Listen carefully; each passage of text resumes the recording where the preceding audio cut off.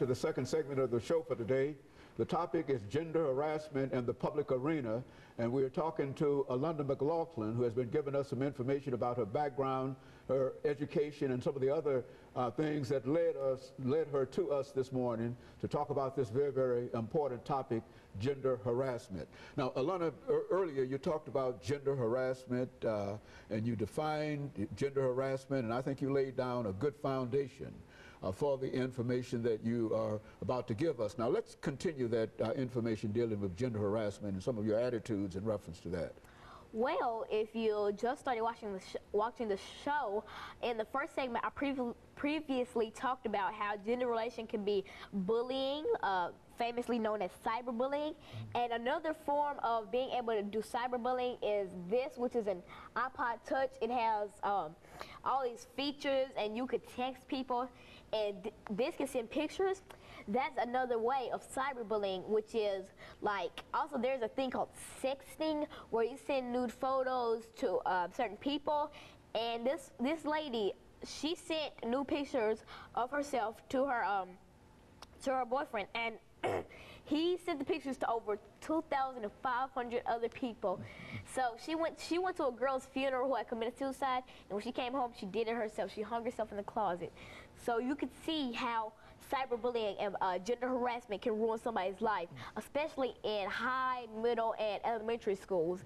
And also in college, like if you hate somebody or grade somebody, that is also counted as gender harassment. So don't get me wrong when I say, even if I just took my fist and just gave you a big boom in the face, that would still be counted as gender harassment. And you really can't disagree with me, because harassment, that's where it all circles. Harassment, bullying, hitting, fighting, beating up, teasing, hanging, lynching, beatings, that all expands from harassment. Harassment, that's it. They all come, and so that's why you wanted to talk about gender harassment in the public arena, so that you did not limit it to just your school situation, and that you could talk about some additional things. What are some of the other instances of gender harassment that you might know of that might be considered international or national? The Coney situation, or perhaps Emmett Till situation. Let's start talking about that as a form of gender harassment.